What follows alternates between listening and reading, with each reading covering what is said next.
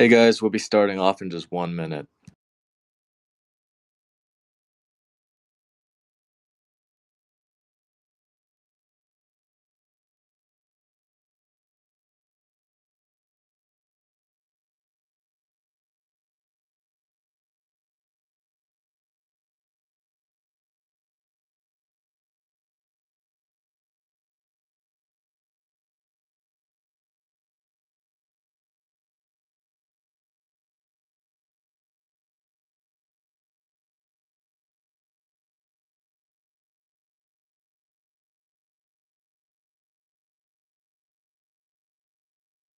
Hey everyone, how are you doing today?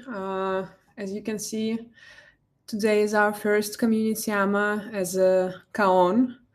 I will be co-hosting and moderating and asking questions and collecting questions. If you have any, you can post it on Telegram or Discord or under the AMA announcement on Twitter. And my colleague Bo will be answering all these questions. So he's hosting from the KAON Twitter. Say hi to everyone, Bo. Hey guys, how's everyone doing today? Okay. I don't know if we should wait a little bit for more people or we should kickstart it as it is. Let's just get started, and then more people Yeah. will join, I'm sure. Sure. Yeah, and it's recorded, so everyone will be able to actually listen afterwards.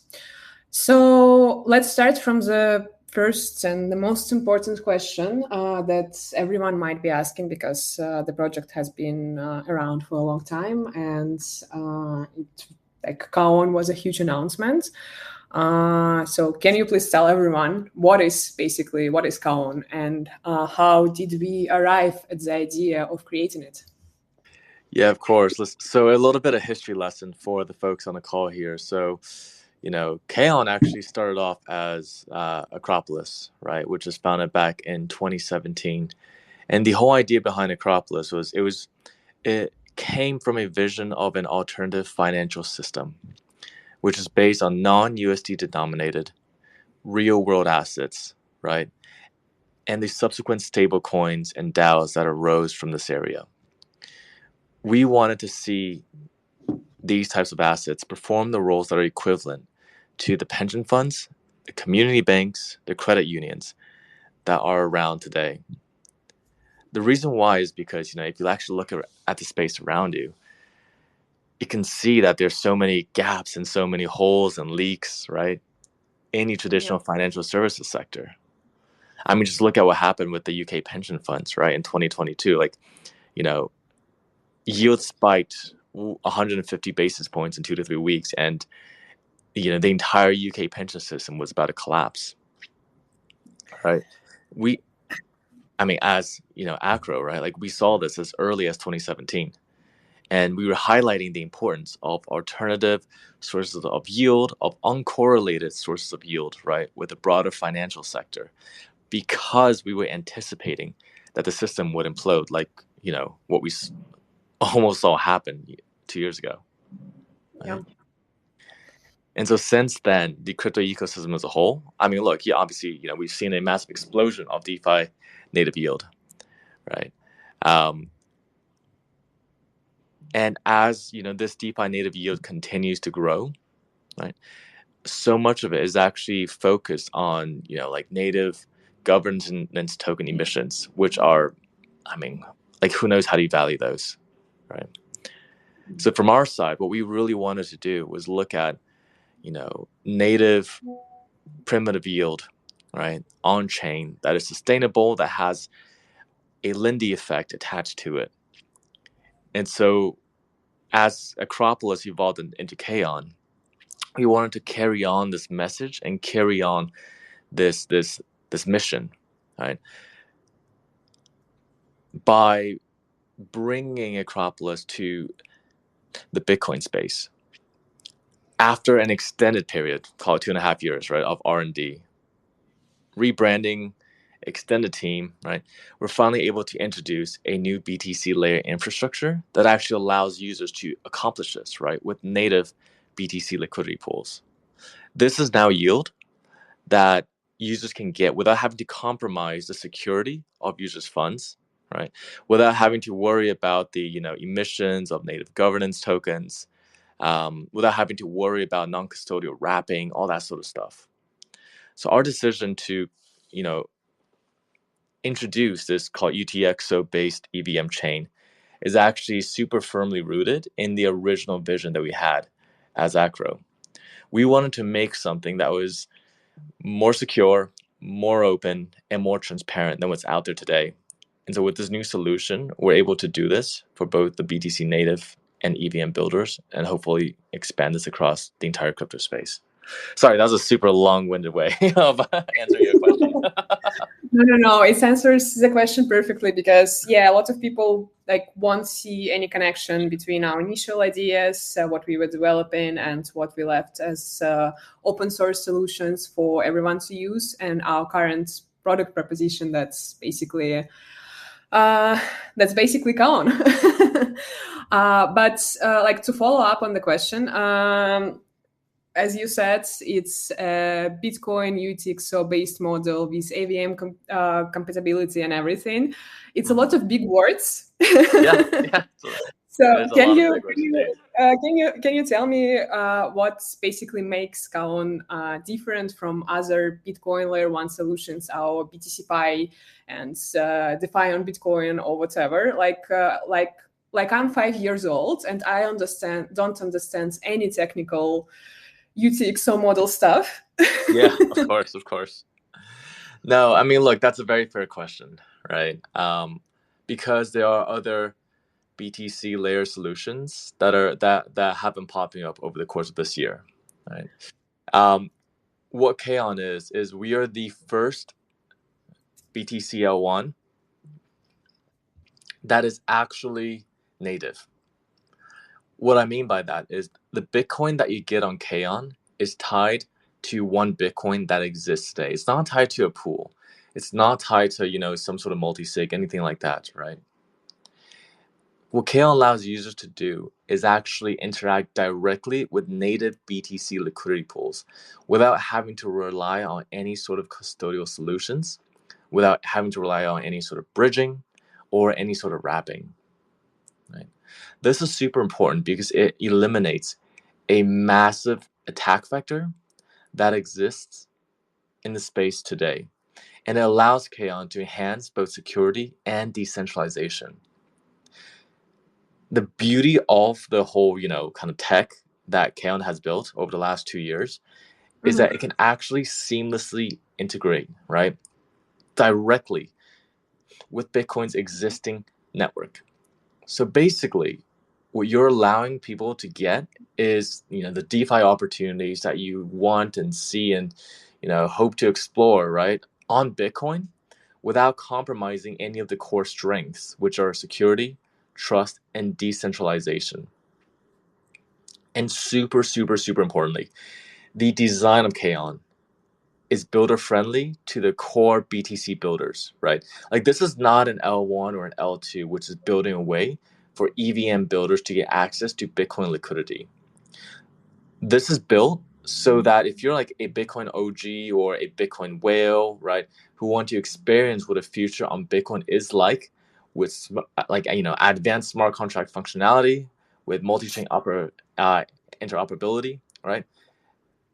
This is where you can get it. Of course, yes, EVM interoperability as well, right? But instead of one-way traffic, it's now directionally fair and equivalent. And in doing so, through this kind of framework of approach, what we're doing is we're bringing like true BTC, true Bitcoin to the entire crypto space. That's how, we think we're different. yeah, you got me at security because every year I read about this breach is exploited, that breach is exploited, so many funds are lost, some vulnerability, whatever. It's always very sad to read about. I'm not a builder myself. I'm a I don't have a development background or anything. So for the building, I'm excited for the builders, but I won't be building myself, obviously. But uh, who else would be actually benefiting from this new approach? Like apart from the general users who will be Yeah, less about the security of their operations, and apart from the BTC builders, like who will be getting new areas of development.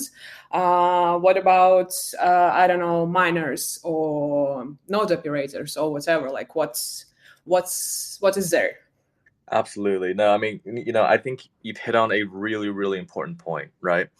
And before I dive into, who will want to build on Mhm. Bitcoin, I think it's really important to address uh, why eliminating bridges and oracles are actually super important for security. Because without the type of, you know, without unparalleled security, right, top tier security, um, you're not gonna get the real serious builders, Mhm. right? And the issue with bridges, oracles is that I mentioned this earlier, right? It's one of the largest attack vectors in crypto. Billions with the capital B, right, of Yes. assets have been exploited from bridges and oracles. With an oracle, you can literally freeze the price of an asset on two different platforms and give yourself a risk-free arbitrage and just literally siphon all the capital from the other platform.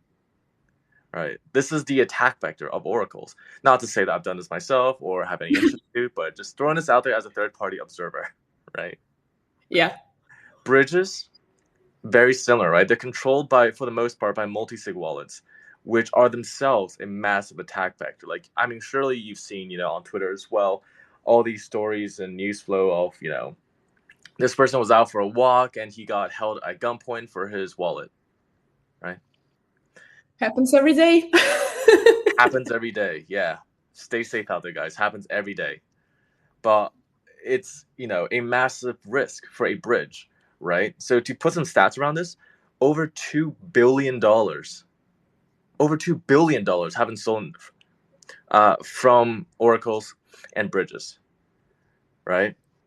$2 billion. Over 70% of crypto hacks in 2022 were from this attack vector alone, right? So it's a very, very, I would say, um, it's a massive attack vector in crypto, and that's why with KAON we've decided to abandon that approach and do kind of like a UTXO native route, right? Mhm. Where everything is validated on chain, everything is verified on chain. There's no need for bridges or for oracles.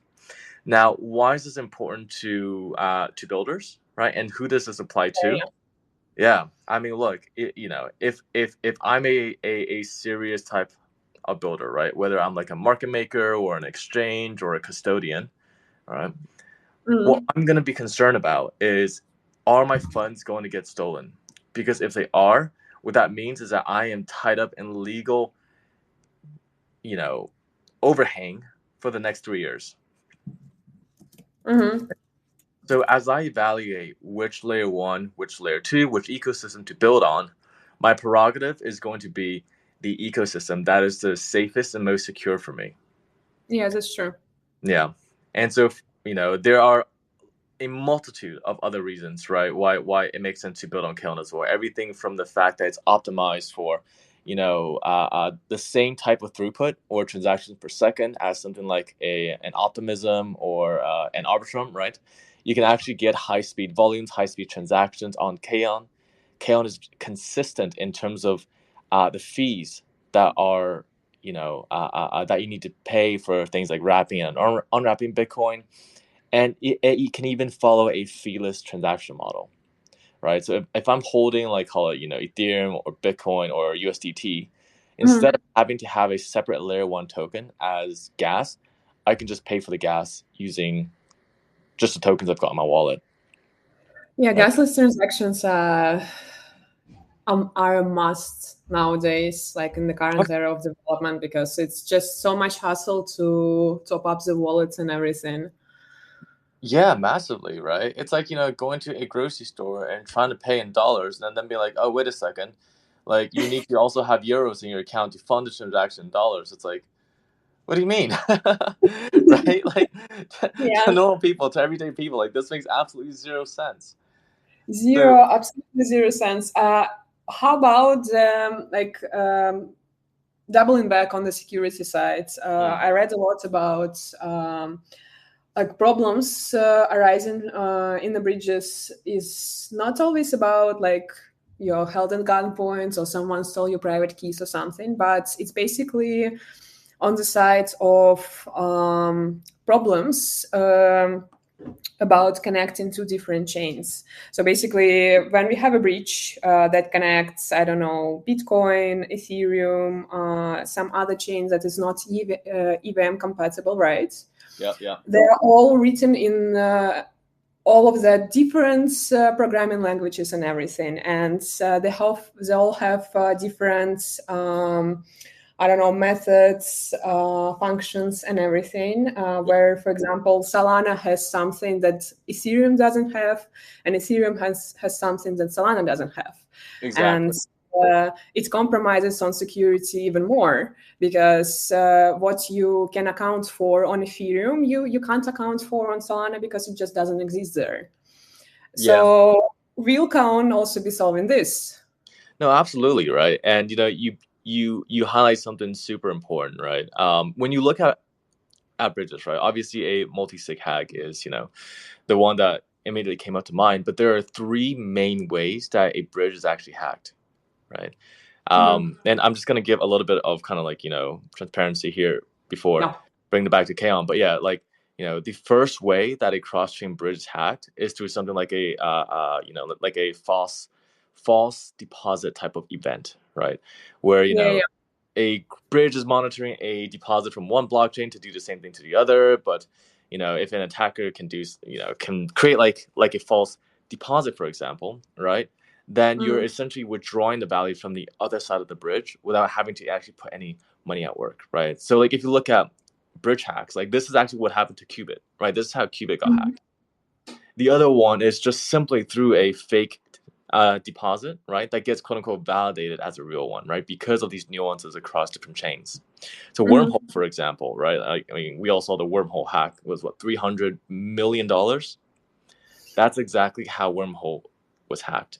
And then the last major source of attack is when validators get taken over, right? Mhm. So this is actually what happened in Ronin when the attacker took over the majority of the bridge's validators. None of this can happen in KAON. None of this, because everything is UTXO native, and because of the fact that you have a consensus mechanism which is actually really similar to that of Bitcoin. All right, it's public, it's open, it's transparent. You have node validators throughout the world. All these validators are randomly chosen, right? And it requires over 66% approval rate across node validators in order for a transaction to go through.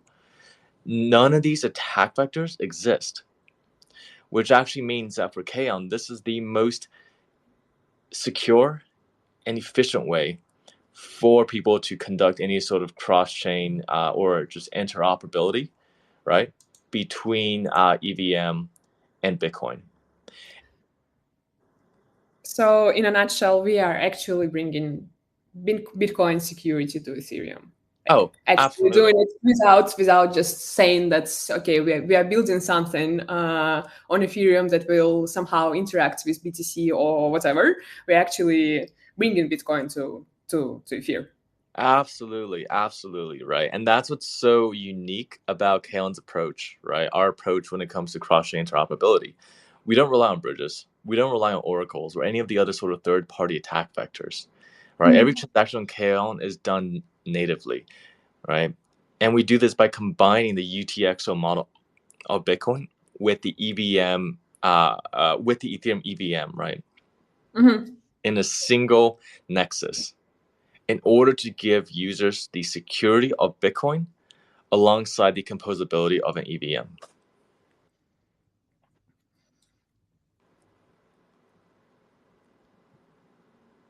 Okay.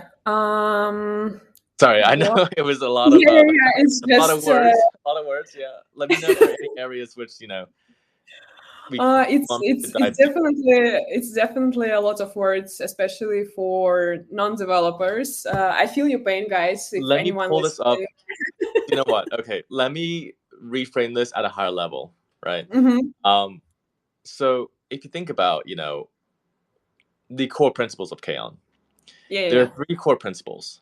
One, interoperability. Two, composability. Three, scalability. Right? Okay. So as I so what does this actually mean? Right? Well, on day one, KAON will have compatibility between BTC and EVM environments. Right? Super easy. hmm Anyone that's building on Bitcoin can build on Ethereum. Anyone that's building on Ethereum can build on top of Bitcoin. Right? Super straightforward. Um, Longer term, we're going to be adding other things as well, right? Like BNB Smart Chain, we're going to be adding Solana, we're going to be adding Near, right? And hmm all of this is done to make sure that Bitcoin, right, or that KAON is going to be that central hub, that nexus between BTC and all the other L1s, right? So we can bring that Bitcoin security and yield to the entire crypto ecosystem. And hmm in this process, we're optimizing transactions so that people can transact super quickly, right? People can have the same type of transaction speed that you see on Optimism, right? Well, Optimism is solving for Ethereum right now, right? Yeah, yeah, yeah. Same thing as like Arbitrum, right? Like we're gonna be able to transact on top of Bitcoin super quickly. So what all of this culminates in is it's gonna help facilitate the expansion of Bitcoin and bring BTC really to the wider crypto ecosystem as a whole. So I finally won't need to wait half an hour for BTC to arrive somewhere. That's nice. Unfortunately, it was not in my bank account, but yeah.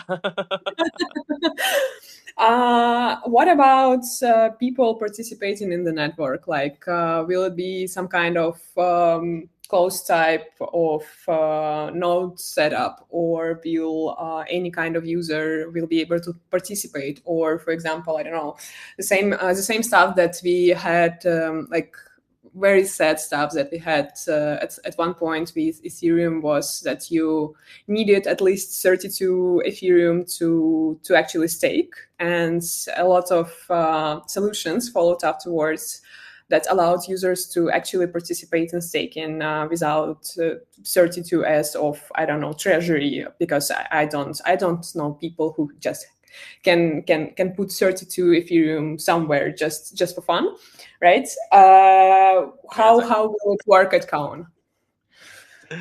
yeah, look, so on KAON, right? We're gonna have a a test net coming up. So Okay. basically, on the test net, people will be able to see what it looks like to have these sort of Ethereum or like EVM, sorry, these UTXO type of transactions. So transactions on Bitcoin, right? People will be hmm able to see what that looks like in Ethereum compatible formats, right? So Okay. we're essentially translating transactions on Bitcoin into Ethereum, and people can see that live happening on KAON testnet today.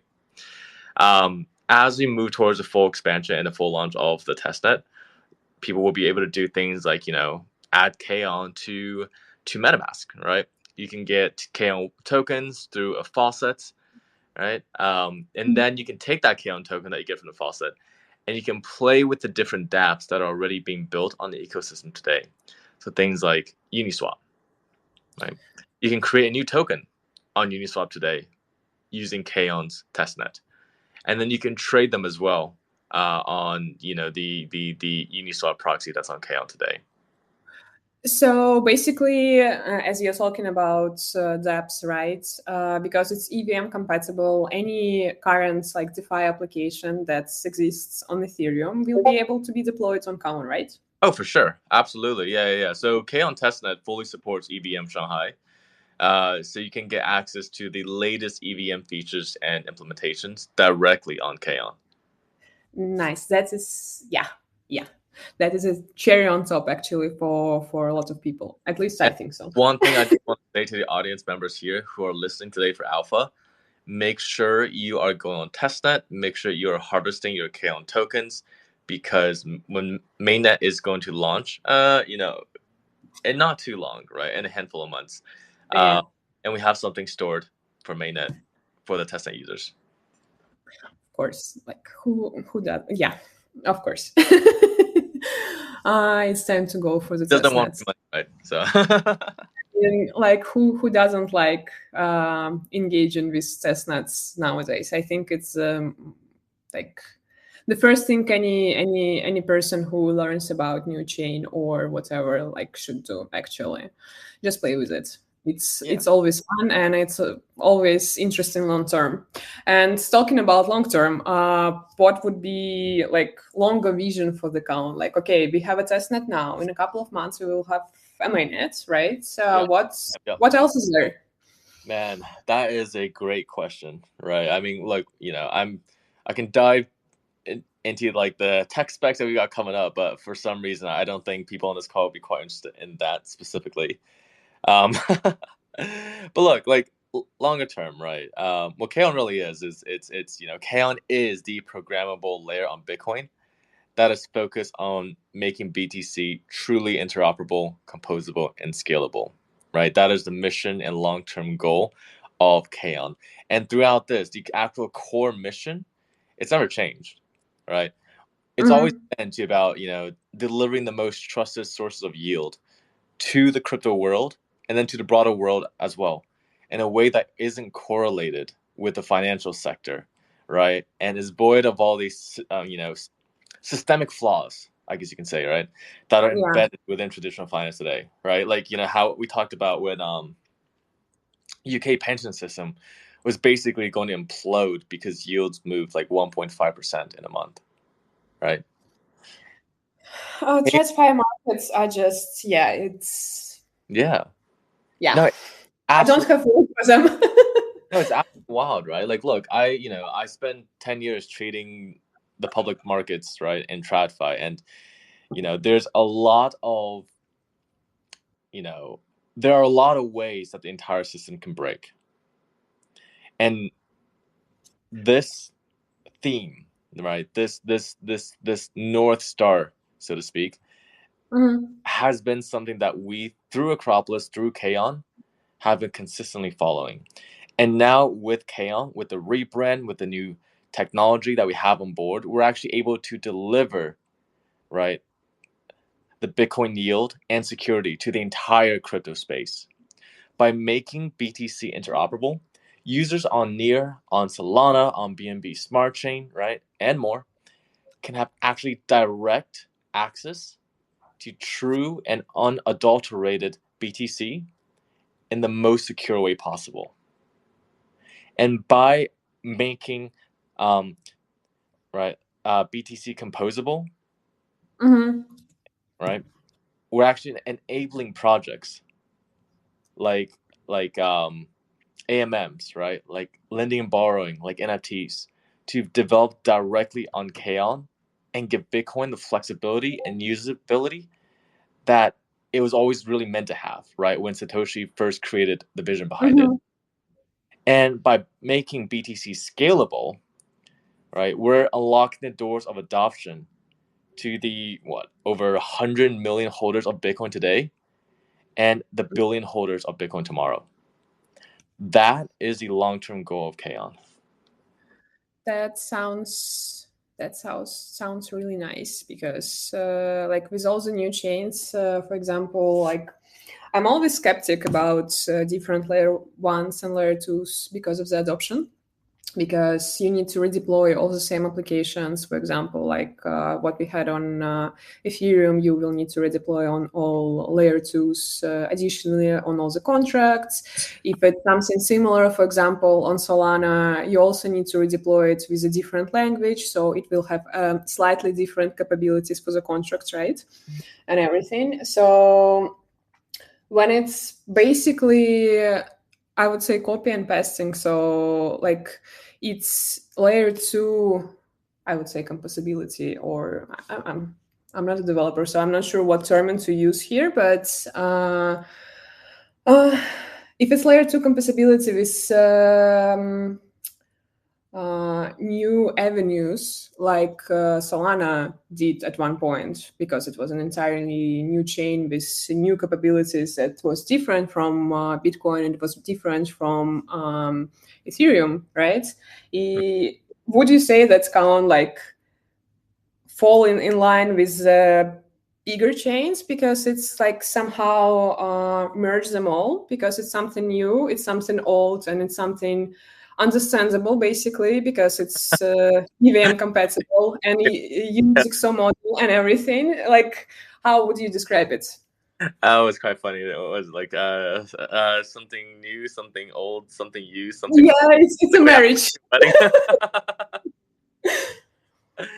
Yeah, look, I mean, it's as you said, right? What a layer two does is it takes existing projects and on the layer one that makes them faster, right? What Mm. KAON really is, KAON is its own layer one, right? It's its layer one that connects the Bitcoin ecosystem to every other layer one out there. And what a layer one inherently is designed to do, it's to allow the construction and design and development of new projects that would never have been able to exist otherwise because the Mhm. structure just was not there, right?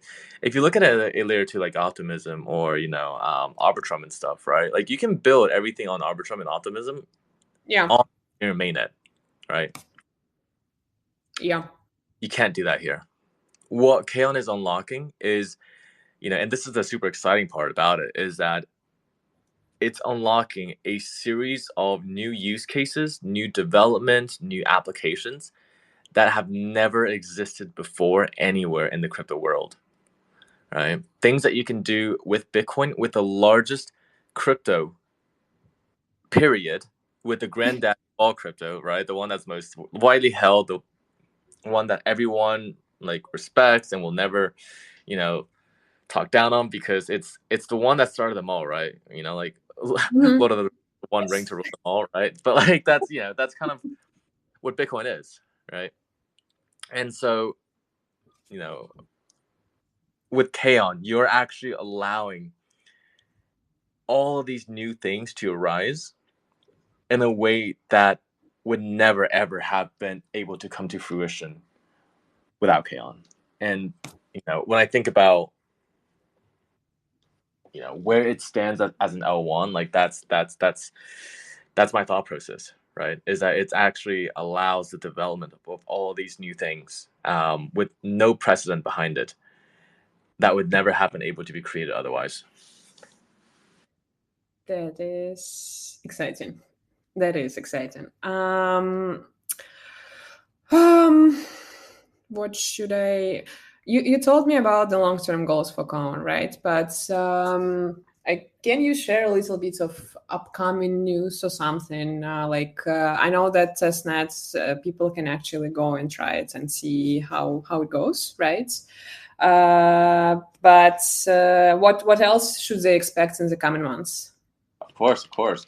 So in the coming months, we are going to be, doing a very, very big marketing campaign and marketing push, bringing awareness to KAON as an ecosystem, right? Because, you know, Mhm. KAON is one of those really interesting projects where the development actually moved way faster than the actual marketing itself, Yeah. right? Got like most L1s, like, I don't want to talk smack about other L1s, but there are many other L1s out there which, was hype, hype, hype for two, Yeah. 3 years.